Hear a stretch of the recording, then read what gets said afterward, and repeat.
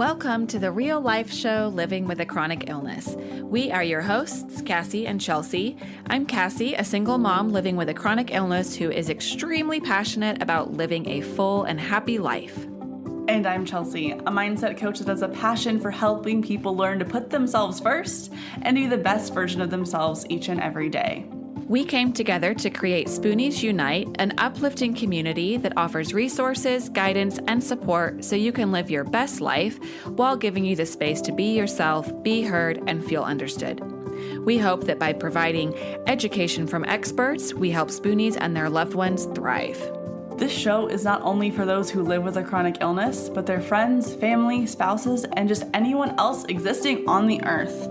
Our goal is to normalizing having a chronic illness by sharing the real stories with real people and show the world how relatable those everyday struggles can be.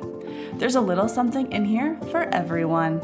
And of course, thank you to our patrons for your continued support making this possible. If you love our show and want to get some extra goodies, go to patreon.com/TheRealSpooniesUnite. Enjoy the show. Welcome to today's episode. Today we are interviewing Lorrie Gray. This was a fantastic episode to record for all three of us. We just became like best friends right off the bat. We talked for so long before we recorded and after, and this is just the beginning of something great between the three of us. So without further ado, Lorrie Gray is a life coach, author, speaker, and creator of the Curated Days coaching program. She is a wife, homeschooling mom of two, and has been a chronic health warrior for over a decade. After spending 5 years wheelchair and bedbound, she learned to successfully manage an incurable condition and love life despite daily pain. Now she helps women with limited energy achieve big dreams without sacrificing their well-being. The conversation we had with Lorrie was absolutely amazing. Both Cassie and I were completely mesmerized by her story, what she's been through, and just we were able to video chat with her while we were recording this episode. And looking at her, you would 100% have no idea of what she's been through. And just hearing her story from her was incredible. And she does a phenomenal job of taking tips and wording them in such a way and presenting them in such a way that they just really hit home in your mind and in your soul. And both Cass and I were very influenced by this incredible conversation. Dude, I fucking love her. I really do. I love her too. Oh my God, she's the sweetest. She's like my favorite person in the world now. And it was like the most unexpected thing. We hope you enjoy it as much as we did. Hello, everyone. Today we have a special guest, Lorrie Gray. And I just have to say that we've been talking to her for like 20 minutes and it's the first time we've met her and we're already all best friends. She's amazing. This is going to be so thank fun. you. Thank you, Lorrie, for coming on. Yes, this is going to be so fun. You guys are great. Mm-hmm. Yay. Oh, we think you're great too. So, Lorrie, will you tell everyone a little bit about yourself, your story, your experience, and what has gotten you to where you are today? Excuse me. Of course, I have cough right off the bat. Okay, so like all stories, they're fairly long, but we're chronic health people, so we'll focus on that part. I consider like a huge part of my story, or like my health hitting the fan, so to speak, was in the fall of 2009. So, I consider myself really having actively been dealing with the things I'm dealing with and in my process for a little over a decade. But truth be told, I've dealt with some measure of health stuff pretty much my whole life. Like I was the kid that always got pneumonia, that was like always sick. Like I was very active too. Like I considered myself healthy and I always played sports, but had random pains and random stuff. And I was very hypermobile, just randomness, right? So just went about my life. But I guess I technically became a person with chronic health issues right around puberty because as soon as I went through puberty, I developed endometriosis. And so I was dealing with chronic pain and issues in junior high and high school, had my first surgery for endometriosis as a senior, medically induced menopause. I was having like hot flashes in the middle of chemistry class, like that kind of thing. So I've been dealing with health issues to some extent pretty much my whole life. But I had my first child, and the delivery was honestly just really rough. I probably should have had a C-section, but there was a lot of structural damage, had like a 3rd-degree tear, and didn't probably properly rehabilitate that. And then when I got pregnant with my second daughter, right about the middle of my pregnancy, when your body releases like the relaxin hormone to have all of your joints relax a little bit, I think that combined with like previous damage, like lots of things, it was just this perfect storm. And I joke that my body fell apart in like about as literal of a sense as I can say, like in like my pelvic bones like separated, and not just like a little bit, like a lot. And it was really, really rapid degeneration. And so it went from like one weekend experiencing pain to less than 2 months later being completely unable to walk at all and in a wheelchair. But they thought it was just, they're like, this is just a pregnancy related thing. They're like, it's a little more severe than the average person's, but 6 to 9 months postpartum, you're going to be fine. So I spent a solid year in bed on my side with my legs tied together, where I could get up once every, it was 2 hours on my left side, 2 hours on my right side. Then I could get up and pee. I could take a shower like once a week, but they were afraid for me to like stand or do anything, afraid it would cause like permanent damage because my pelvic bones were so unstable. They didn't want any sort of weight on them. And so that was a year. So one solid year just in bed. And then I started out with like, you can be on your feet for 5 minutes a day. And so we tried that, but then I didn't start recovering the way that I was supposed to. So the doctors went from like, oh, yeah, just a few more months to nobody's talking positively to nobody's saying anything at all to, I'm like, guys, what's the status here? And then they started saying like, okay, something else is wrong. You need to think years, not months. And then I started having like pain in other places, and like my spine hurt really bad. And they went in and like the joints in my spine were so hypermobile that it like fractured off a little like bit of one of them. And then other things started dislocating, and it just snowballed, guys. Like it was just really snowballing. And it took 3 years or so of doctors and whatever to get a diagnosis. And the diagnosis comes back that I've got Ehlers-Danlos syndrome, like hypermobility type. And they're like, it's permanent and it's degenerative. And at the time, I was waking up at like a 6 on the pain scale. And like by the time I went to the bathroom and got back to bed, I was like at an 8 or 9. I'm like, how in the world could this even get any worse? And in terms of spoons, like that whole season, like I literally had 2 spoons to work with every single day. If I showered and changed my clothes, that was both of them. If I walked to the living room and read my kid a book, that was 2 of them. And then I was done. Like it was really all I could do for years. And so I did everything Western medicine had for me for the first 5 years or so. And, if they said, and that's the thing, like I was a model patient, I was like, no way am I going to go back and say I didn't get better because I didn't do what I was told. So if they said, do this physical therapy thing 4 times a day, I did it 4 times a day. Do this thing, do it, take this medicine, take it, go see this doctor. I did everything that Western medicine told me to do. After 5 years of that, I was on heavy meds 10 times a day and getting worse and not better. And I was developing all of these like secondary things, right? It's like, oh, now you have adrenal fatigue and chronic fatigue syndrome. And now you have fibromyalgia. Oh, and there's something wrong with your gut. And I developed gastroparesis where like my stomach was completely paralyzed, and I was on a liquid diet for 3 years, and experimental procedures, and like falling and hitting my head and then having brain damage. And like, guys, it was just, I could just go on and on and on. We'll just say it was bad. It's really an understatement, but it was bad, very bad for a number of years. And then, yeah, I kind of just hit a day where I was like, there's got to be something else I can do here with all of this. And so started going and looking for my own answers outside of Western medicine. Started with basics, things like diet change and lifestyle changes and supplements, and trying to get off my heavy meds and replacing them with, more natural alternatives and things like that. And it made a huge difference.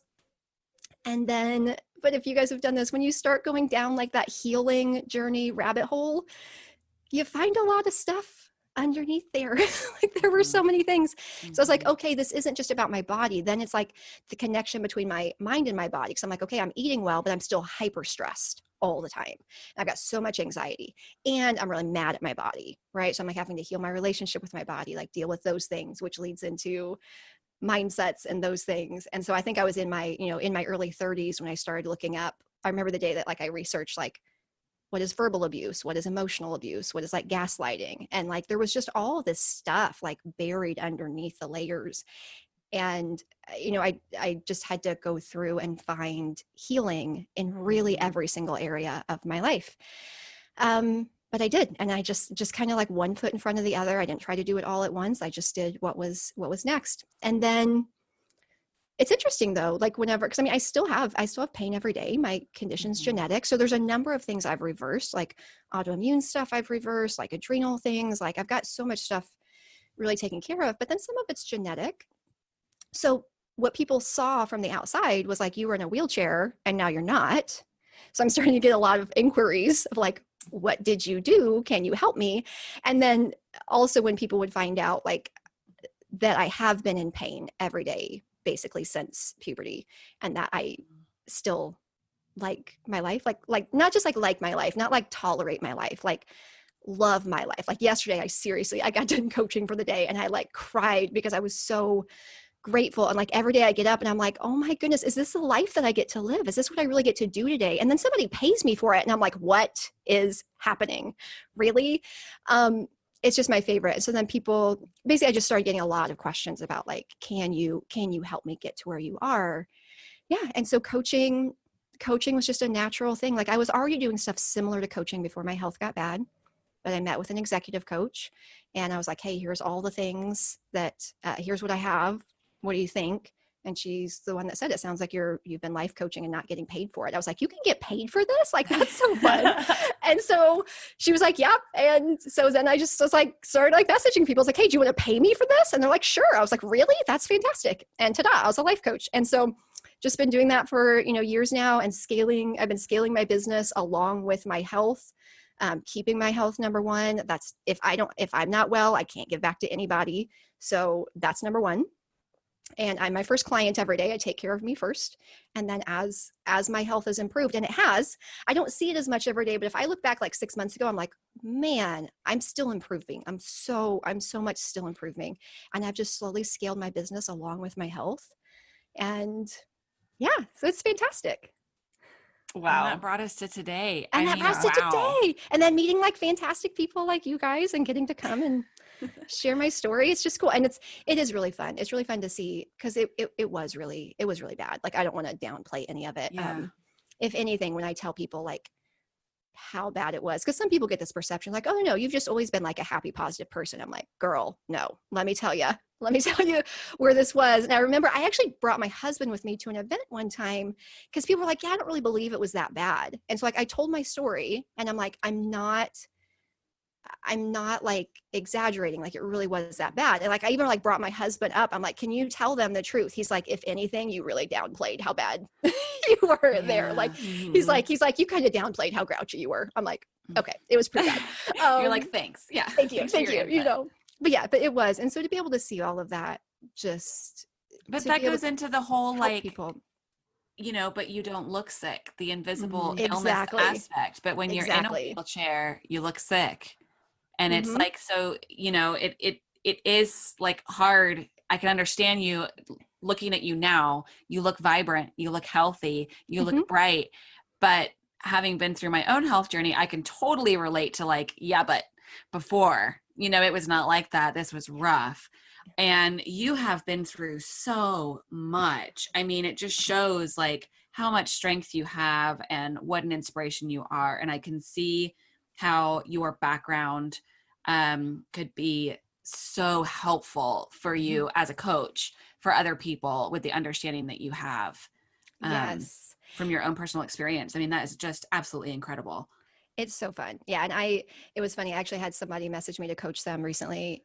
Well, when people ask to coach with me, it's kind of fun because they're like, man, I've got all these health issues. And one, I'm like, I win. My list is longer. But the cool part about that is like, most of the time, if someone comes to me with a chronic health issue, I actually do have sadly like personal experience in most of them.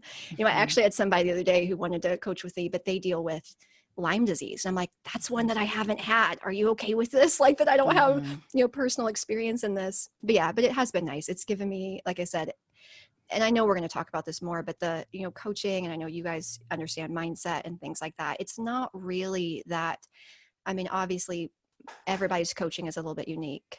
Mine's not that. It's not that I'm doing anything that's really drastically different from other coaches, but I have a voice because I'm not just saying like, oh, just change your mindset about your pain. It's like, no, I have pain every day, and it's just that ability to speak from experience. So it's cool. I think that really makes a big difference. And one thing is for myself, since I don't have a chronic illness, I know for me, I've worked with people that have chronic illnesses. The first client that I worked with was a personal training client, and she had multiple chronic illnesses, and she just kind of exposed me to the world of, hey, I can't do this. Some days I can, some days I can't. Like the roller coaster that can go along with how you're feeling, how your energy is, where your pain is at. And I know I personally, like, there's no doubt in my mind that someone, if they're saying they're feeling a certain way, I believe them. And so when there's people that are like, it can't really be that bad, I'm just like, well, what do you mean? Why? They're saying it is. Yeah, so my question for you, Lorrie, is, as for me, maybe it's that I'm super trusting. Maybe I'm too trusting.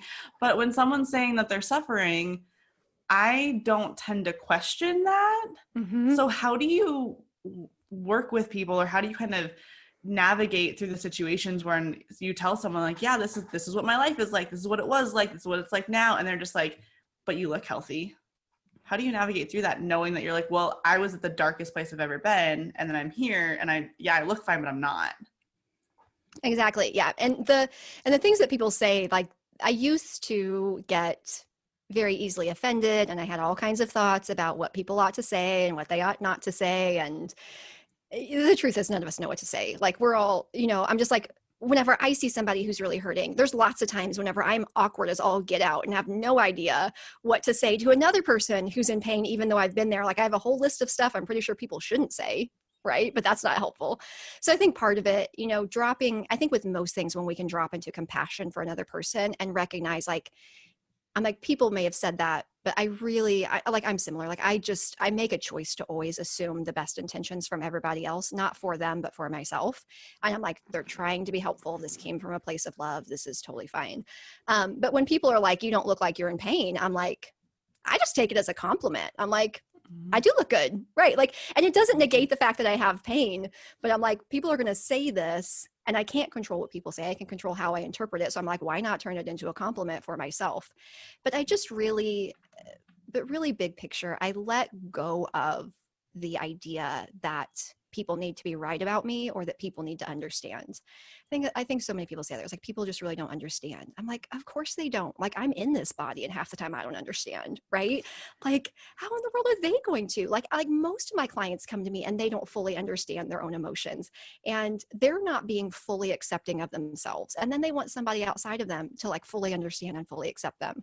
And so for my clients and for myself, I'm like, okay, before we talk about the rest of the world and what the rest of the world's doing, right or wrong, or all that stuff, like, are you working to understand your own emotions? Are you working to show up for yourself every day? Are you being fully supportive of you in this season? And if you're not, do that first, because that's what we can control.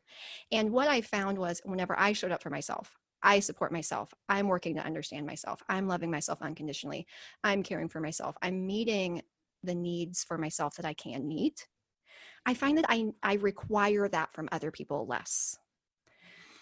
You know what I mean? And it frees them up. It frees them up that they can just show up like them, and I can love them unconditionally, and I can take care of loving myself unconditionally. And it's honestly simplified all of it for me a ton. Yeah, that's really incredible. Which I think is going to like wonderfully take us into the emotional ownership and thought management. And, I had an experience that you're kind of making me think of with all of that too, is, I have a loved one in my life who has not really like believed that I have a chronic illness, and I have Crohn's disease. And I have said, like, there was a camera up my butt, like, it's there, you can see it, you know? You want to see the So video? it's like, this is not, you know, I'm like, this is not like I think I have it. Someone thinks there's camera proof, you know, photographs. Yes. But I have definitely been on, you know, 4 years of like part of me wanting to like prove that I'm sick, like prove that this is an issue, prove I have a chronic illness and I have daily struggles. And we recently had a conversation, and it was really through a lot of our work with Spoonies and me working with Chelsea and her coaching, and then finding some other loved ones in my life who have been really supportive and helped me accept me and my illness more, that kind of emotional ownership of it, that my loved one and I had a conversation not long ago, and he kind of said, he's like, if I had an illness, I just wouldn't be putting it out there to the world. I'd be keeping it in this like small box, like in the corner, and not talking about it and just dealing. And, you know, you're like trying to put it out there. And I just don't really agree with that. And I was like, okay, so what if though we just like look at this being like two different experiences? Like if you had an illness, because he doesn't, you know, and you don't know what it's like necessarily until you've maybe experienced it all the time. That's not like a gold standard. That's not black and white. But I'm like, that's how you would choose to deal with it. This is how I'm choosing to deal with it. That's your experience. This is my experience. Can you just accept that this is how I'm choosing to do it and not have judgment on it? And simply like having that conversation with him has made me able, like, I have found that in the last month since that conversation, I have like let it go. Like, I don't feel like I have to prove anymore. I'm just sort of like, this is my experience. He can accept it. So in the way that you said, you know, if people are like, but you don't look in pain, you look great, you take it as a compliment. I mean, there's times that I have been like, okay, well, great. Like, you have no idea how I'm really feeling inside, you know? But then there's times that I'm like, yeah, I am super tough. I do hide it well. Go me, you know? And so I really love how you have like put all of that, like you wrapped it up in a little box and you put a little ribbon on it, and I freaking love it. Oh, like that is a goodness. great little like nugget of gold right there. And yeah, so you started sort of going into like you said, emotional ownership. Like you need to own how you're feeling and what's going on. Can you go more into that? Yes, I definitely can. And I can relate to your story, by the way. Part of the reason that I learned to wrap that up is because, yes, I had people, I mean, like family members, people really close to Same. me, to this day think I'm just depressed. Oh, Right. I mean, I've had doctors accuse me of drug seeking, and it plays mind games. Like I get it. And that was part of it, was like, I had to find a way to think about this. And it relates because one of the things that I learned that was really profound to me, and I think for some people it's not profound because they always understood this, but the idea that there are facts that exist in the world, like provable things that we all agree on. And then what happens is we have a thought about it. And that it is that thought that creates our emotional state, that it's never the circumstances and facts of our life that create our emotion. It's always our thought about it. And then it's also, you know, whatever emotional state we're in, as much as we'd all like to think that we're super logical beings, it's always our emotions that drive our actions or our inactions or our reactions. And so I'm talking to my clients about emotional ownership. I'm talking to them about really, really taking ownership that it was their own thinking that created their emotions, even though it didn't feel like it at the time, because it's definitely something that usually happens so unconsciously and so quickly, especially those deeply rooted things. But understanding that is how it works. And regardless of what they're feeling, that they are still responsible for how they show up in the world when they're feeling that way, that we're responsible for all of that. That I work with my clients on, where if we think about it, and I have a system that I show like on a whiteboard that breaks this down, where I model it out for people. But I'm like, you know, the facts are like what a person said to us, right? Like, you don't look like you're in pain. That we could prove in court. Like, we could go back and we could see a recording, be like, these are the actual words that they said. But then I know the control I have is that I get to decide what I make that mean. I get to decide what I think about it. And that's going to determine how I feel about it. And so many times I'll hear people say like, well, they invalidated my emotions, or they did this to me. I'm like, no, they said words. Like, they said words. And you get to decide if you believe them, if you go along with it, if you decide that they shouldn't have said it, or we can also just think like they're totally wrong and have no idea what they're thinking about, what they're talking about, and just go on. That's where we have control. We always get to decide those things. And it's not about like, oh gosh, I'm going to hyper control everything. It's like, no, we're going to react normally like humans. But then like the part 2 is kind of where we get to step in and make intentional choices about what we're going to think going forward. So I just ask my clients, and it involves a number of levels. It involves emotional literacy. It's like, can you name your emotions? Can you identify them? Can you process and feel them? Because I think some people mistake this. It's like, oh, positive thinking. Like, I'm just going to positive think my emotions away. I'm like, no, that's not the point. We need to be able to open ourselves up and process and feel all the emotions that are human. And I tell people all the time, my coaching does not solve for normal human pain. My coaching solves for suffering that's unnecessary, which usually happens when we think we ought to be happy more than we are, or when we argue with the nature of the situation that we're in, when we argue with our reality. And so I mostly help people through that. But as I did that for myself, where I'm like, there are factual things that happen, and then I get to decide what I think about it, and that determines how I feel, and that determines how I show up. I remember the day that I realized, I'm like, oh, same thing's happening for everybody else. I'm their external. They're viewing me and what I say and what I do, and that is still true. And it's a factual thing, but then they are going to, within their self and in their own mind, and based on everything they've learned and everything they've been told and all of their experiences, they have a lens through which they view the world, including me. And that is what determines what they feel and what they say. And I am just, as much as I take 100% ownership for my thoughts and my emotions and my actions and what I create for myself, I take zero responsibility for theirs. Like, if they say something like that, it has nothing to do with me. It has to do with how they think about life and how they, and sometimes it's what they've been told. And it's not even like, maybe they've been told by someone that like, people who have, because I have a lot of people, it's like they were told by somebody else, like this statement, like fibromyalgia is not real. And they interpret that to mean something, and then they show up and they react in ways that are in line with that way of thinking. And it just allowed me to like drop into a more like compassionate, understanding place of, I have been in situations where there are facts and I had a way of thinking about them that wasn't serving me, and I did eventually switch them. But I'm like, why is it that suddenly I expect everybody else to be like in perfect like management of all of their thinking and like emotions? I'm like, nope, they're going to be humans just like me. And I think in many ways I just recognize like it's not really about me, like what they say, like it's very much about them. And you see that, because I mean, you guys have probably seen that, like people listening to this podcast, where you can share the same story, right? Like your story, your thing, and you can share it with different people and they react in different ways, because it's not about you and it's not about your story. It's about what they think about it. And that's all about them. So I work with my clients to help them take ownership for everything that's theirs to take ownership with, and let the rest go. And let it go. I'm like, people are allowed to be wrong. Like they're 100. And that's the thing, if someone tells me you don't have a chronic health condition, you just have, you're just depressed, I'm like, they're totally wrong.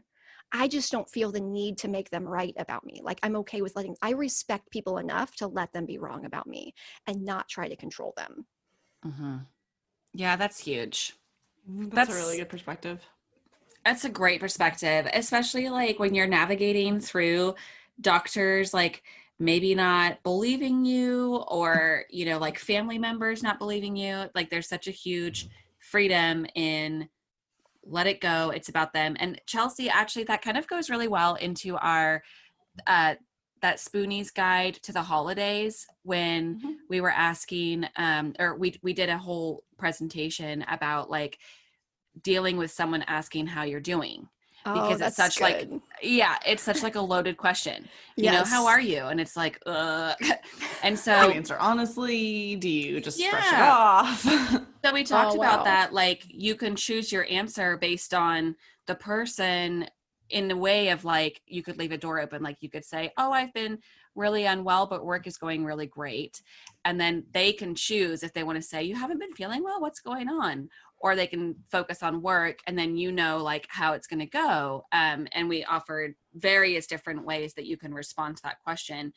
And it kind of goes like in with that, don't you think, Chelsea, with the emotional ownership? Because it's like you're making it, I don't know, you're giving them the option in a way to, if they want to discuss it further and get deeper on that level, so that it's about them, not about I think you. there's definitely some similarities to it. I think if you become very clear on who you are, how you feel about yourself, and kind of the way that you perceive life, then when you have people out there that maybe are going to have different views than you, because everyone thinks a little bit differently, and that's okay. It's what makes our world so exciting and different and leads to the challenges that keep life interesting. And I think that it does that kind of approach for answering how are you can kind of allow you to speak your truth in a way that you feel comfortable with. But then depending on the situation who you're talking to, leave some space for whatever they feel like they want to ask about.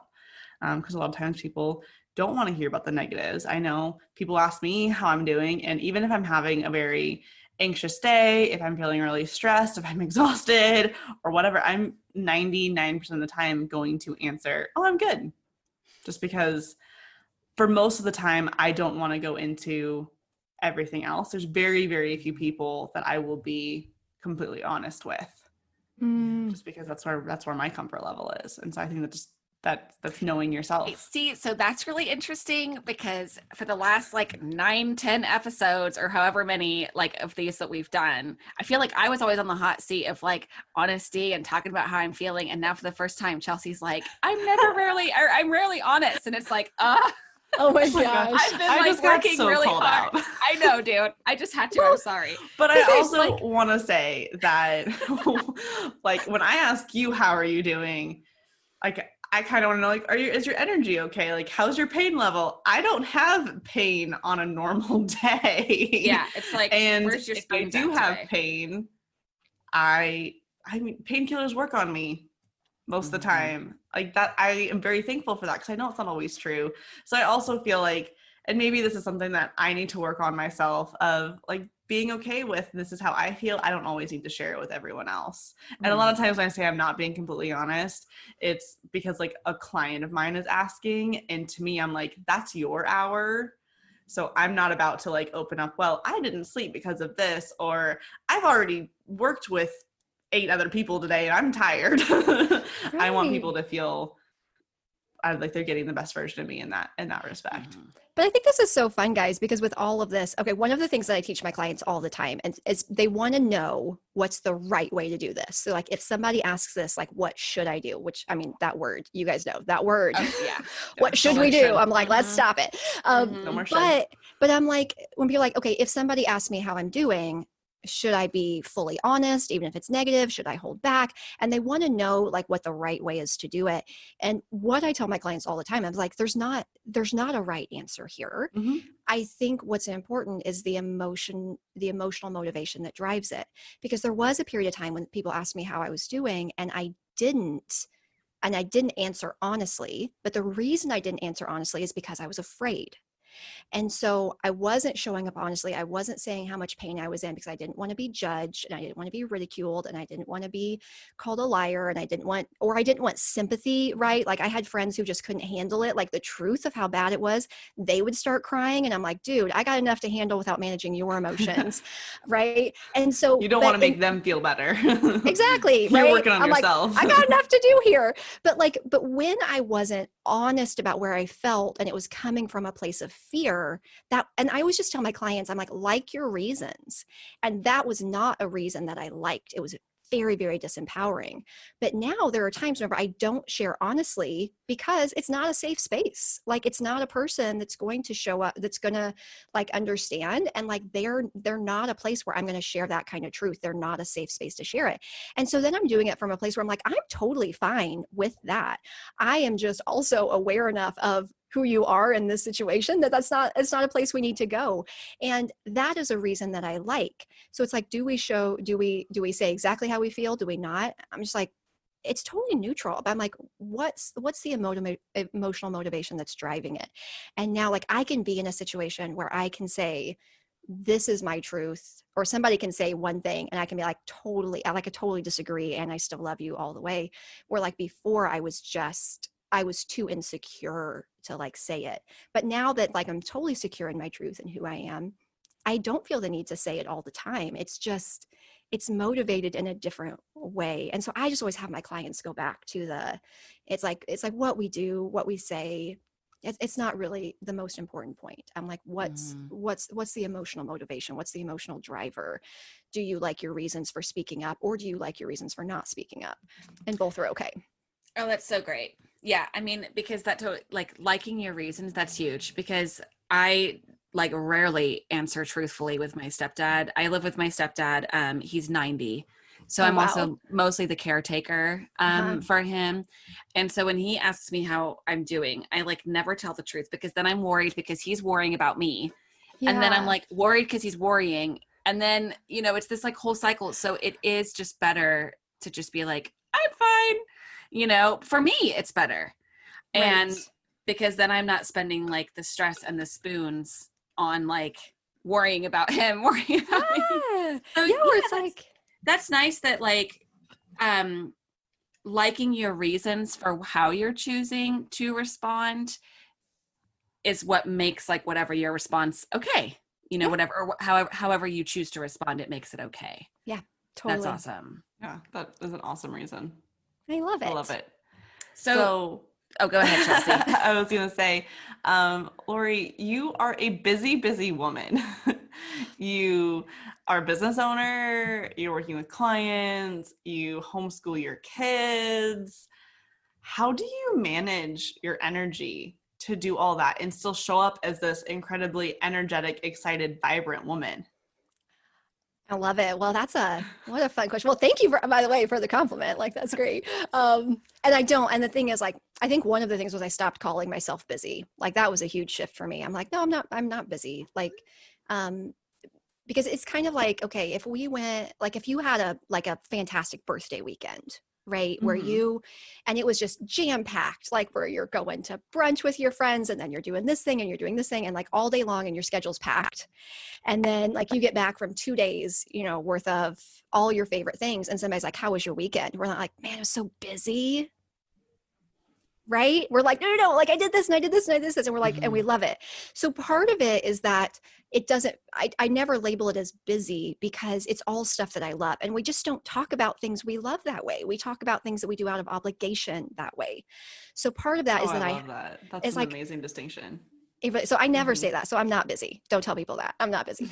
But I do. Everyone. She's not busy. I'm not busy at all. I'm not. And I'm genuinely not. Like, and I will talk to clients and they're like, oh my gosh, I need to do this thing. Like, I could stop watching TV in the evening. Guys, okay, here's a little insight. Like, I am probably the most atypical life coach ever. I'm like, don't stop watching TV in the evenings. Like, you need that. Like, watch your Netflix. Like, we need our Netflix. I seriously encourage all of my clients. I'm like, watch TV in the evenings, sleep in the morning when you can, because they've got chronic health issues and like they need rest and they need downtime. And I don't know where we got this idea of let's just work nonstop all day long. So I think the biggest thing for me so I think of energy very similar to the way I think of money, right? And most of the principles for managing your finances well actually work with managing your energy well, where it's like, you kind of got to know your budget, right? Like, if you don't have any idea how much money you have to spend, how in the world are you going to spend within your means? You have to know how much money is coming in. And like, once you pay your bills, what's left? And this is sort of how I approach business. It's like, how much energy do I have? What are the things I have to spend it on for my well-being? And then what do I have left? So I know what my energy budget is. But then I think the next biggest thing is making peace with that. Because here's what happens. The people who aren't managing their energy well, I don't think this really has anything to do with the practicals. The mechanics of this, my friends, is very easy. I have this much energy, so I'm going to use that much energy and then I'm going to quit. Like, it makes sense, like when you say it simply, but what happens is people are not okay with the amount of energy they have. They're frustrated by it. They think they should have more. They're angry at their body. And then what this leads to is constantly feeling like they should be able to do more. And so they overspend. And usually and then they get in debt, and then they have to, it's like a pendulum swing. Those of you watching the podcast, you can't see me. I always like visualize it, but it's like overdo it. And then we're completely out. And then we have to swing all the way back and do nothing for a chunk of time. So part of why I've been successful is like, I live within my means, like budget wise. I made peace with this is how much I have. And it doesn't mean that I never overspend. Like yesterday, my client load was just the way people's schedules were. I needed to put a few more people yesterday. And rather than having like a moderate amount of clients yesterday and today, yesterday was heavier and today's lighter. So yesterday I overspent a little bit, but it was a very tiny overspend. And then today I'll do a tiny catch up. And it was like learning to, for the most part, live within my means, spend wisely, and basically pay my debts quickly. Like the same way you think about finances, if you take out a loan and it's a big loan, the longer you go without paying it back, the more interest you pay on it. It's the same way with overspending energy. Like the more we overspend, it's like we start paying interest on that. And then the recovery when we swing back the other way is so much more involved. But by working with my body, not against it, making peace with the amount of energy that I have, I don't have those, like when people are like, oh, I'm going. And then it's like, oh yeah, I had to crash for 2 weeks. I don't do 2-week crashes. I do 2-hour sleep-ins. Very, very small, very easy to pay back. So I make peace with it. And so that's a huge part of it is just, and I tell people all the time, like I know people who have built, 7-figure businesses working 3 half days a week. I know people who have been successful in their side gigs, just doing stuff like for an hour in the evenings or a couple hours on the weekends. But this belief that the problem is that we don't have enough time or we don't have enough energy. I think one of the biggest things is like, I got rid of that. I'm like, nope. Instead of focusing on how much energy I didn't have, I focused on creativity. It's like, how can I get the results that they had in half the time? How can I do this differently? And I got my brain to work finding solutions and efficient ways to do things and ways to find like, what is like the minimum viable everything that I can do in this sphere, and where can I cut out the fluff? And then moving into that. But I think the biggest thing with energy is like, it's not really super complicated if we're okay with it, but it's when we're not okay with what we have that we don't manage it well. Oh, that really resonates with me. I have struggled with being a high achiever. I am very good at loading a bunch of stuff onto my schedule. And I mean, even though I don't have the energy restrictions that maybe you have with a chronic illness, I mean, I'm still a person. We all only have so much energy to give in a day. Yes. I am definitely one of those people. Like I was actually, before we started talking, I was talking with Cassie and I was just like, how is it the end of the day already? We're recording this on like a Wednesday afternoon. I was like, seriously, how is Wednesday over? And I was kind of looking at my to-do list and I was like, I didn't get very many, not at least today was a very productive day, but not a lot of things were crossed off the to-do list that I wanted. Mm-hmm. And so, but I was sitting there being like, I'm kind of tired. Yeah. I want to be able to finish this interview because it's amazing and I feel like we could talk forever. And so I'm not saying I need to finish it right this second. But after this is done, I don't want to have to feel like I need to work for 2 or 3 more hours. I want to be done with my day. I want to pour all the energy that I can into this one thing and then be done. But it's so interesting how much our world and our society is like, but can you do more? Can you do more? No, just a little bit more would be nice. And having to kind of walk through that mindset of no, like I have done more than enough today. I have earned this break. And if I don't take a break, then tomorrow is going to be rough. And then Friday is going to be rough. And then the weekend, I'm not going to do anything that I want to do because I'm going to be so tired and exhausted. And I think that that's a lesson that everyone could learn of. You have so much energy that you have during the day and then spend it doing things that really make a difference. Get rid of the fluff. Do the things that you really enjoy, the things that make you happy, the things that move your goals forward. And then when you're done, you're done. Enjoy the rest of your life. Take breaks, sleep in, watch Netflix. I love Netflix. Precisely. And I love this too, because I think one of the things that happens with chronic health issues is like, we're always looking at like how we're different. And like, there's a lot of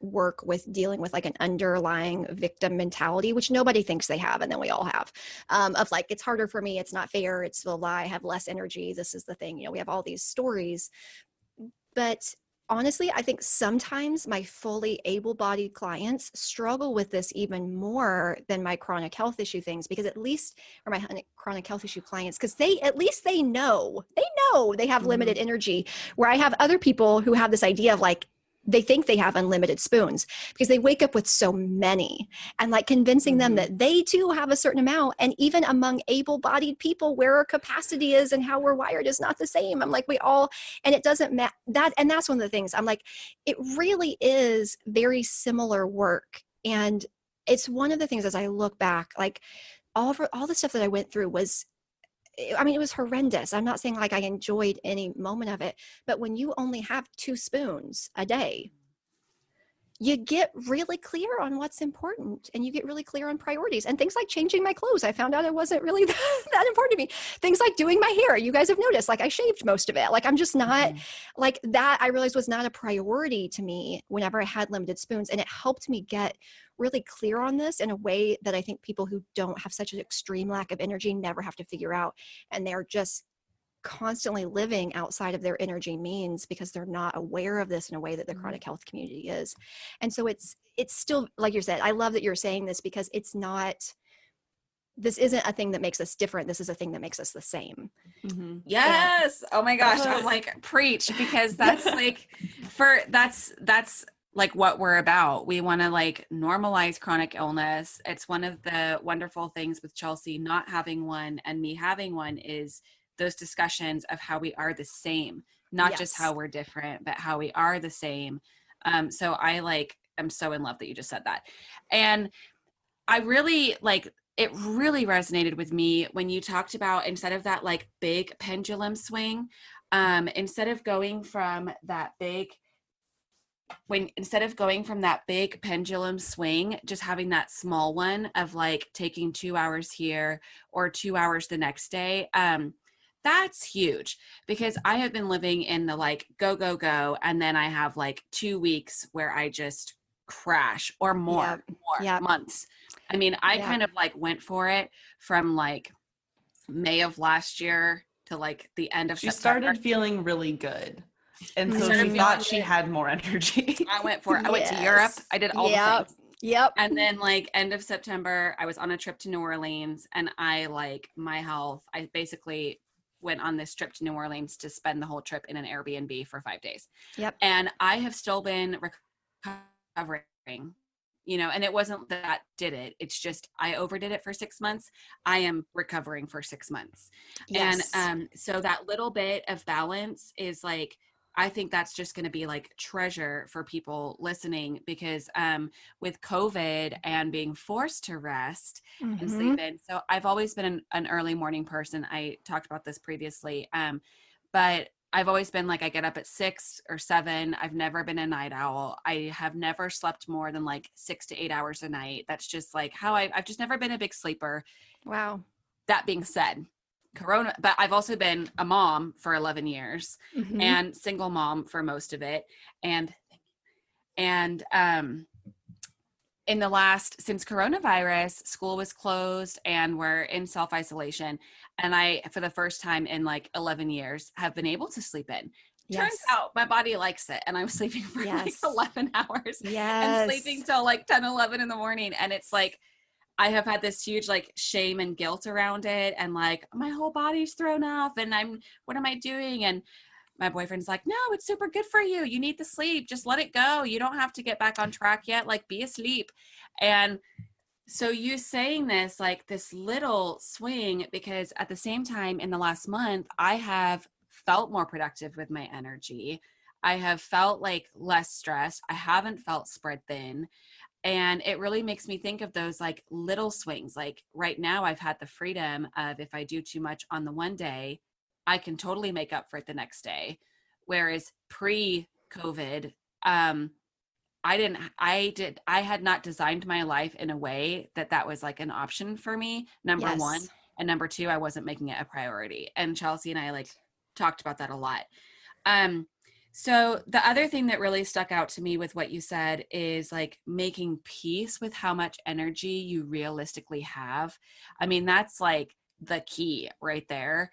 How do you help people? I'm sure that this is like a really big thing, but what are a few things that you might be able to offer to our listeners about like how you can work through that acceptance and making peace with how many spoons you have?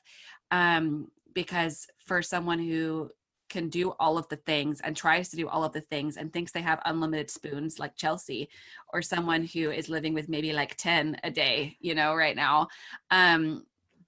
like maybe learning how many you have, and then making peace with that.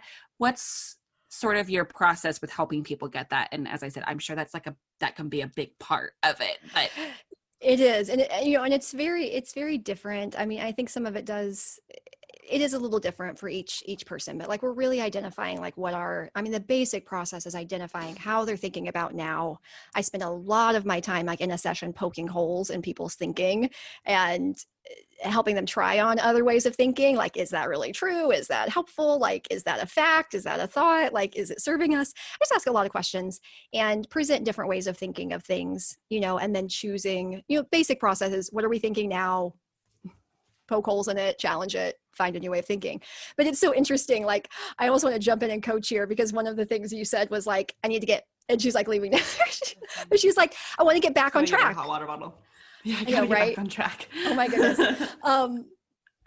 So I'm like, oh my gosh, am I allowed to like coach you right now live on the air? Cause like, I know this is a podcast and it's an interview, but that kind of thinking, like I've been resting more and I'm not ready to get back on track. I know I'm not Cassie, but I would love to watch you coach her as I've coached her many times. And I would just love to witness someone else doing it. Oh my gosh. Let's do it. And let's do that and record it and then make it like a podcast episode in the future. Okay.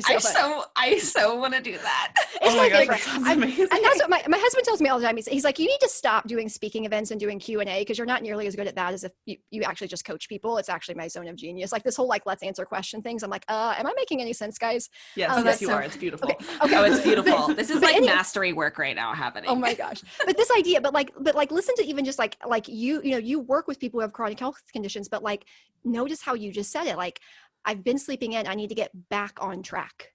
Mm-hmm. We're not off the track. Like there is no track. And this idea, whenever we have set up in our mind what it looks like to be a successful person or like a business owner, and then we look at our life and it's not the same, we suffer because we're like comparing it. And I think one of the biggest things with this is like, it's not a comparison thing. Like, and so when people actually ask me, they're like, how did you get your book done? How do you do this? How do you do this thing? Like, how did you create a successful business with health issues? My answer is very simple. And it's that what I'm an expert at is managing my mind. And every day I get up and I am the first client that I have of the day. And I would get up and I would like have slept a certain amount of hours because girl, talking about sleep. Okay. My body likes at least 9 hours and I have played around with this and it doesn't like going to bed at 10 and waking up at 7. It likes going to bed at 11 and waking up at 8. Like that's just what it wants to do. And I need at least an hour to get ready for bed and at least an hour to wake up. I lose almost 12 hours a day with the sleep thing and still have a highly successful business. Like it's not the issue. What the issue is whenever I sleep 9 hours, I spend like 12 hours doing whatever. And then I get up and I'm like, oh my gosh, like I'm off track. I need to get back on a schedule, blah, blah. And when I create a bunch of mental drama around how I'm running my day, that is what trips me up. It's not about the energy. And so I get up every day and I coach myself through it. Because I'm like, the truth is we're allowed to do this however we want to do it. It doesn't matter if I get up at 5 or if I get up at 10. Most people are, even the people who have 8 hours a day to get their work done, they're procrastinating for half of it, right? Truth. They're checking email and they're on stuff. And I'm like, okay, if I can get excellent at managing my mind and sit down and put in 2 hours of like focused, get it done work, I'm probably accomplishing more than the person who does 8 hours of like, loosey-goosey, long break, let's go get coffee. And I just decided like that the fact that I have to do it differently is not a big deal. Like it doesn't even matter at all. And I just got rid of all of the comparison. And I'm like, how can I do it that works for me? And I quit comparing. I just quit comparing. And I got good at managing my own thinking around all of this stuff. And so because I'm like, is it really a problem? It's only a problem if I think it should be different. It's only a problem if I think successful people get up at 5 a.m.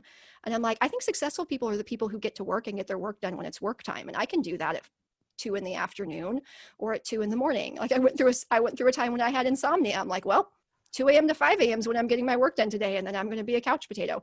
And that was fine because I got 3 hours of solid work done. And it did not matter what time of day that I did.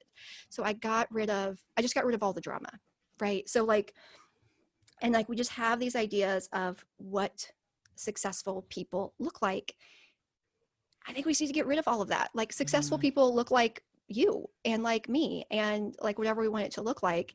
And all you got to do, like as a coach, I get so many ads for like coaches and trainings and stuff. And I sometimes like read them because I'm like, this is so interesting. But there'll be one that's like, you have to run Facebook ads. And then the next is why Facebook ads don't work, how to do Facebook ads differently. I'm like, okay, let's all get used to it. And somebody's like, you have to follow this system, why that system no longer applies and blah, blah. I'm like, okay. So the truth is like everybody's making it up as they go. And this works for me and I'm just going to decide it's awesome. I'm just going to decide it's awesome. Yes. And not, gosh, this is mind blowing. Oh my gosh. You guys are so fun. You're so fun. This is so fun because like literally I like slept until like 11 on Sunday and I decided that was not okay. I literally was like, this is not okay. I'm now having lunch at like 3 and I'm having dinner at like 7. And this is just like not okay because my whole day is, you know, backwards, like 4 to 5 hours. And I literally on my own was just like, this isn't okay. So I set an alarm Monday, Tuesday, today, set an alarm. And I got up and I was like, okay, this is right. I'm getting up at like 8, you know? And even like I said on my boyfriend was like, don't sleep in. Like, why are you not sleeping in? And then I even had a moment where I was like, yeah, but you know, when this coronavirus is over and then I have to get up, you know, I'm going to be like so thrown off getting back on that system and I should just do it now. And then it wasn't until last night that I was like, wait, school isn't going back until August here. Yeah. So I actually don't have to get up at 6 until like August when I won't have the choice at that point. But that's like so interesting. Like I'm like mind blown over here because it's like, obviously my body was feeling pretty good over the last like couple of weeks with this different system, which I thought was wrong. Yeah. And this is so mind blowing right now. I hope that everybody listening is like as mind blown as I am right now. Seriously, I'm like, who decided all this stuff? And that's like the thing. Whenever I'm coaching like business people, I'm like, most of the problems are just ones we made up. Like there are, as I coach people in their businesses, I'm like, there are about eight actual like issues that we can have in our business that are like real mathematical issues. I mean, we can have an issue with traffic. We can have an issue with our audience not being people who can pay us, like, you know, with our offer. Like there's a few things where it's like, yeah, you know, these are actual areas to manage, but most of it's not about that. Like most of the problems that I coach my clients through, they're not real. They're not real problems. They're ones that we made up because we decided that the way that we're doing it isn't good enough or it's not right because it's different. And I'm like, guys, it's the people who do it different. Like that's the innovators. Like that's when we grow. That's when we evolve as species. Like it takes one person saying like, how can I do what you do in 8 hours in 4 to have those kinds of breakthroughs, right? And to develop those different systems. And we're all so busy judging it that we're not celebrating and embracing like what we can bring to the table as spoonies and people with chronic health issues. Like, and I think it's so sad because we've got so much to offer and we've got this perspective that's fantastic. And we're just too busy judging it to even like embrace it. I'm like, what if we just all decided this was awesome and started teaching other people how to do it? But it doesn't look like other people, right? Or somebody told us we have to get up at 5 a.m. to be successful. And I'm like, it's just not true. It's a very like American thing kind of too. So I'm like originally British and even in England, things are a little bit more relaxed as far as these like times go, like the 5 a.m. American hustle thing. And then like in Sweden, a lot of their employees work like 30 hours a week instead of 40. That's their like work week. And it's like people are more productive. And then there's been various companies in the US that have done things like that. And so you're right, like shifting that could be huge. This is, gosh, I have a lot to think about. I took some notes. Oh my goodness. And I don't know if I even answered your question, by the way. I got lost on what I was supposed to be answering. So if I didn't answer it, we could go back. But I definitely think you answered it. Answered it. Like wonderfully. I love that. But what I heard from all of that was listen to your body, listen to your mind, listen to your soul, and design your life as you need to based off of that. And it can change day to day. And so I'm not a morning person. Like I would rather wake up between 7 and 8, and I also don't want to just jump onto my day. Like if I wouldn't have to actually do anything until like 9:30 or 10, I'm going to feel happier because I like being able to do my mindset stuff, my journaling, my meditation, my drinking my coffee, my reading a book, listening to a podcast. I like having that time in the morning where I don't have to start right away. And I think that knowing that stuff about yourself, and most of us, I feel like, don't pay enough attention to those cues that we're getting to be able to start designing our life within these times. Yes. I know for me, if I'm lying on the couch, 10 o'clock hits, I can feel like super awake, but something after like 10 o'clock, I just start falling asleep. And so I've learned that even though I enjoy staying up late, I also I get into this bad pattern that just doesn't feel good, where I fall asleep on the couch and I get up and I go try to actually go to bed and I can't fall asleep. Mm-hmm. And I stress about not being able to fall asleep. Mm-hmm. And so I've learned that if with 10 o'clock hits, if I just get up and go to bed like a normal human being, I feel so much better. Mm-hmm. And maybe I don't even fall asleep right away, but maybe I'm reading a book for a while. But I think listening to those cues and just going off of how you feel is so important to be able to create the life that you love, that feels good for you, that allows you to live within the energy that you have. Exactly. Well, and I don't know if you guys, I know you said you looked around my website a little bit, like the name that I'm currently calling my group program, and I don't know if it's actually the greatest name for the program, but the concept, it's called Curated Days. And this idea of curation is so, of all the concepts and the way I've thought about this for myself and my clients, like this word like hit home for me. Because it's the idea, you know, when we think about like a museum curator, like the fact that there are rooms with like paintings like spaced apart, right, and just a few in a room, and that then in the basement they have like priceless works of art that aren't even being displayed. And it's not because they're not awesome works of art, it's because it doesn't fit in the room.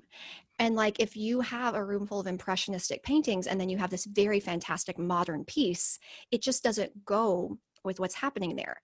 And so somebody, and I think we get a little like judgy. It's like, oh, we shouldn't tell people to get up at 5 a.m. I'm like, no. Some people need to hear the like, get yourself out of bed earlier speech. Like it's not bad or wrong, but we can't take, like, if you just practiced every bit of good advice out there, it's like 48 hours worth of time. And then we don't actually have time to do anything except for every single thing that's been told. It's like, oh, you should do morning pages, and you should do gratitude, and you should do meditation, and then you should work out, and then you should do this, and then you should do this. And I'm like, that was my whole day. And you have to make all of your meals organic and from this, and they have to be made from scratch, and they have to be really complicated, and you have to clean everything, you have to organize everything, and I'm exhausted just thinking about it. Exactly. I'm like, that's all my spoons, and I didn't actually get to live at all. You know, where it's like, really, you know, curation is this idea of choosing among great ideas, and you know, choosing among, sometimes saying no to really good things that aren't creating the life that we specifically want. And it's not even about labeling them good, bad, right, wrong. It's about you, and that like each of us has a very unique thing that we want to do and achieve in the world. And when we try to just fit that into somebody else's system and what works for them, it doesn't always work for us. Like we have to kind of look among all the good advice and try things on and like pick and choose and decide what works for us, and then just be okay with it. And people are always sending me like, have you heard this method? And have you done this? And have you ever read this book? I'm like, no, I have a very, I have a very simple morning routine. I'm doing the same thing for years. It works. And I know that there are 10,000 new things out there. I don't actually need a new thing. I have a thing that works. And I'm not doing the whole like shiny object syndrome. Like, let's chase the newest thing. Because again, I think that comes from not being at peace with how we're doing it. But I'm just like, I like how I'm doing it. I like how my days work. And it's not that I'm not open to learning other things. I just don't feel there's not some sort of perceived deficit that I'm trying to make up for. Right? I'm like, I like it, and I'm careful to bring things in and let things go for my own good reasons, not because somebody outside of me said this is the right way to do it. I know, it's really important. I know I sometimes get distracted by shiny objects. I'm like, oh, I should read this book, and I should read this one. And I spent a lot of last year reading a ton of personal development books, and I'm kind of at a point now where every time I read one, I'm like, this is basically the same thing that every other book said. It's just said a slightly different way. Slightly different way. It's each person's perception. It's their personality. It's their voice thrown into it. And because I've noticed those thoughts of like, I'm tired of reading the same thing over and over again. I'm like, okay, maybe it's time to just stop. Mhm. And I'd have really cut back on the big long reading list I felt that I had to read, that I had to know, because I was like, no, this is all the same. And I have figured out a little bit more of what I enjoy, what makes me feel good, and then instituting those things. And you don't need anything else outside of that. If you've got something that's not broken, you don't always have to fix it. Yes. It's good. Yes. Amen, sister. Woohoo. Yeah, I'm sitting over here just like, oh my God, this is like, I just needed to hear all of this so much. I'm like, I want to do a coaching session. We'll make it a podcast. Let's do it. Yes, let's do Please it. do. We should so do it. I mean, I wrote it down. It's going to happen. I will make sure it happens. You wrote it down, so it's happening. That's awesome. We love it. Yeah, I'm just so inspired by all of this. I mean, like, efficiency of your spoons, is definitely like a big theme. Like you were saying, like, how can I get what someone would take 8 hours of work to do in like 3?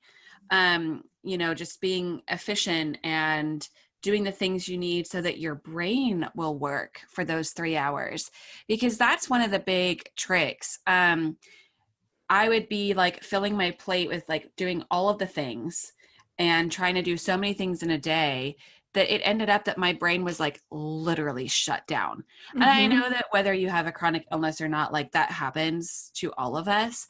But it would get to the point where I would just be like having a conversation with someone and almost just like staring at them. And my brain was like literally just shut down. Yes. Yes. Yeah. But in the last couple of months, so just before coronavirus, I actually cut my teaching schedule, teaching Pilates. I cut that down by like half because I started noticing that I was like, I am pushing it. I'm about to be in a place where I'm not going to be able to work at all. And I just could feel that. I knew that was coming, and it was a really hard decision to make, but I started tailoring it down a little bit to where it finally went like working half as much as what I was working. And Right. I already noticed the benefits from that. And then it was only like a month of doing that then coronavirus happened, and now we're a month in from that. And it has totally validated that I was doing too much. And so like with going into, managing your spoons and looking at, business and everything, like I was trying to do way too many things. And then I really wasn't quality for like anything, and let alone having time to do the things that I really wanted to do. Like I hadn't been able to read. I do love to read. It helps me to like shut my mind off from the busyness of the world and just be more peaceful. You can't be distracted and look at your phone while you're reading. You can like watch Netflix and multitask and be on your phone and be doing all the things, but with reading, like you can't. And that's one of the things I love about it. But I wasn't even making time for that. And I didn't even have like the brain capacity to read. And I've read 2 books in the last couple of weeks. So it just kind of goes to show. So I'm very inspired by everything that you're saying. And I think it's clear that you were naturally kind of like made for this like life coaching that you're doing. The way that your life steered you into this, like, and how the doors were open for you to be like, oh yeah, I can get paid for doing this. I mean, this is great. It kind of shows like why you're on this path. And so with little tidbits that you've said throughout this, it's also showing that like, you're not, doing like the 8 a.m. to 9 p.m. like grind of like working from home, owning your business. I mean, you're being a mom, and I can't imagine how hard it was just to kind of like go back to the beginning of after having your second child and being essentially bedridden and then in a wheelchair. Like that had to have been so difficult with little ones. And I'm sure that there was a huge grieving process that you had to go through and letting go of like, I don't know what, like the vision that you maybe had for early motherhood. Yes. Yeah. And so it just shows like how much you have overcome and the mindset challenges that you have faced, and you've done the work, and you have a life that you have designed that you love. In our interview with Nitika, she mentioned that, because I asked her, like, how do you feel like you've designed your life around your chronic illness? Because that's how I saw that this had to go. And she said, I don't feel like I've done that. I just feel like I've designed a life to make me feel healthy. Mm. And I was like, what? Like, Mhm. that's a thing? And that has like stuck with me. And what I'm really hearing from you is same. Like, rather than necessarily designing your life around your obstacles and around your illness, you've designed the life so that you can feel your best and your happiness and have the most fulfilled, loving, happy life. And you also have a chronic illness. Mhm. It's not like while having or in spite of having. And with Right. this obstacle, it's like, and so I'm so inspired by everything. And I mean, what would you, I guess it's like, what would you say to those of us spoonies who are like looking to find that balance, if you will, like being able to look at life as, like I said, not just like how one can design it around your illness, but design it to feel healthy and happy with your illness. Does that make sense? Kind of, yeah. So I'll Mhm. answer it one way, and then you can tell me if that answers it or Mhm. not. But I think the biggest thing that I do want to say, like in context of this answer, is you guys are hearing me today. I've been in process for this, like actively working on learning to love my life for a lot of time, and not just sporadic. I mean, coaching myself every single day, like actively working on this for a long time, and as much as I agree with what you said, that like in some ways I do feel like I was uniquely designed for this, don't misconceive it and think that like, oh, she was just always happy and positive, right? Like Mhm. it's like, I'll just be real, real with you guys. Like I can't believe I'm gonna say this on podcast. I might cry. Oh my gosh. Okay, here we go. But like there was a time like where I wasn't suicidal. I had young kids, but like there were so many days whenever I got up and I'm like, what is the point? Like Mhm. why, like if this is degenerative and I'm going to get worse, like I'm not even like really living right now. I was a burden to everyone around me.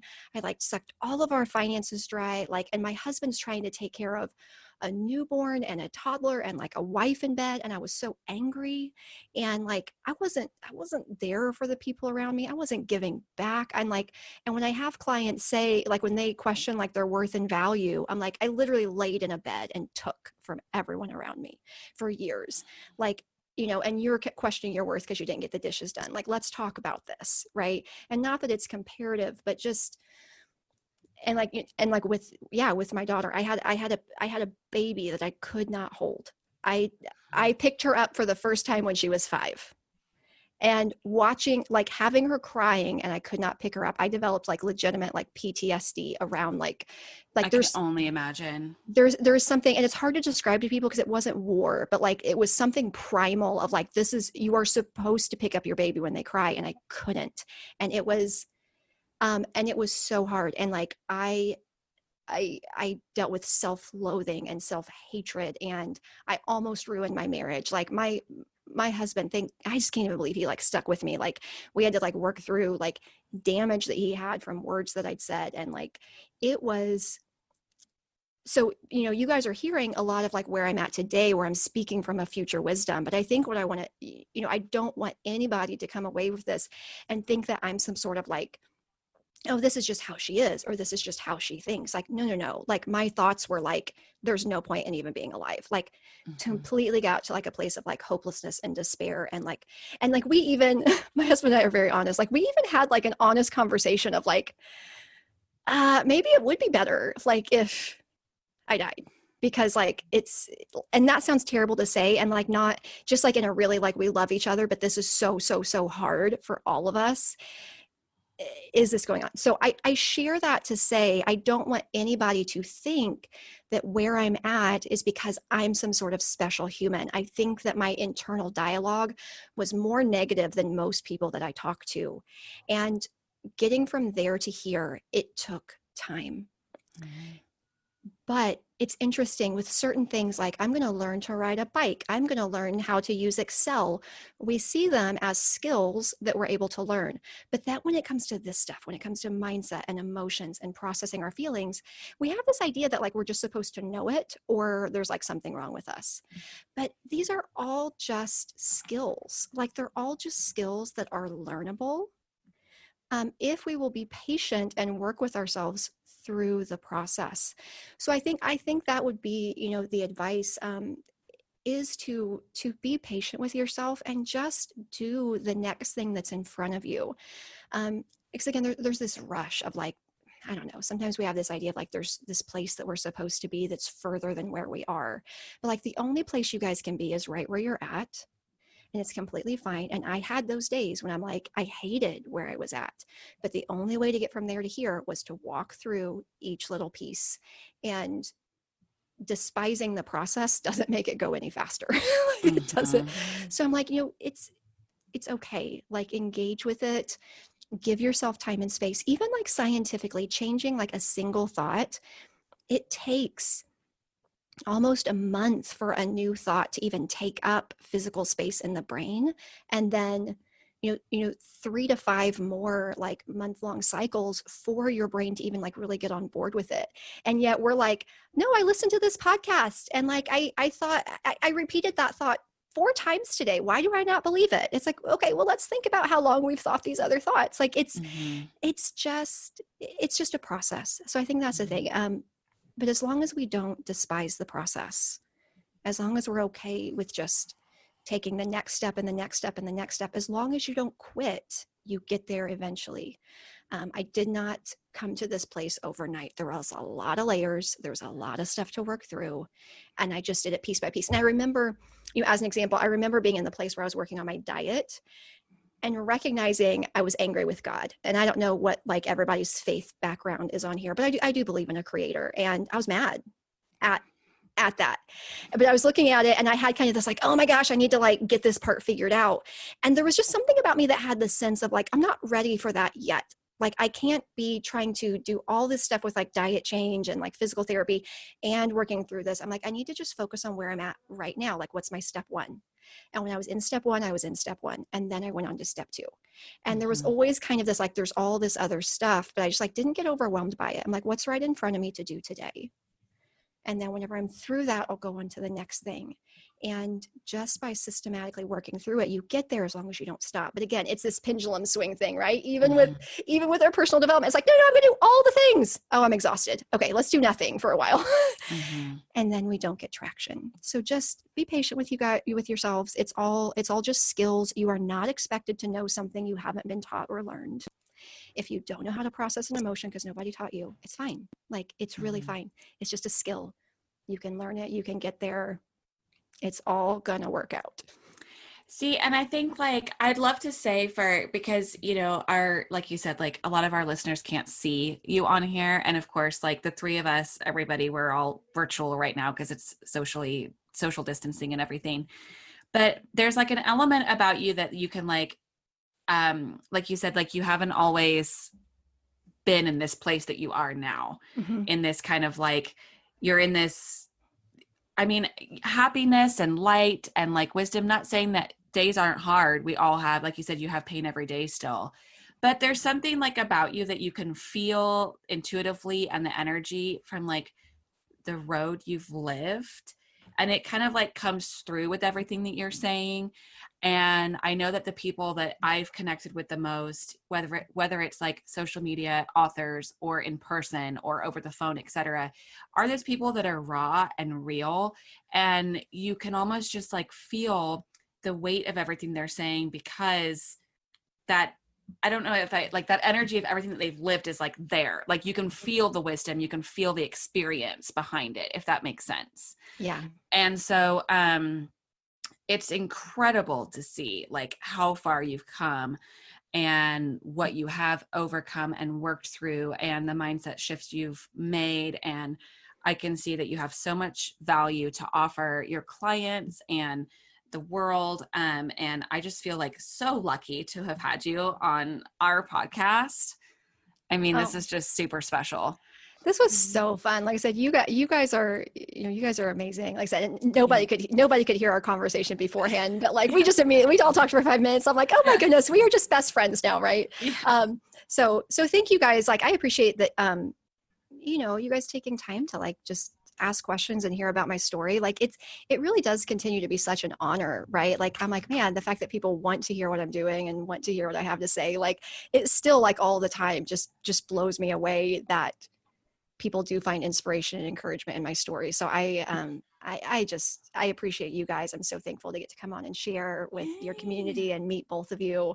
This was just so like, seriously, this was so much fun. Like I've done podcast stuff before, but this is by far the funnest podcast I've ever done. Like for sure. Hands down. Well, that just means the world to us. Oh my gosh. And like, it is so, I don't know, this was just like so great.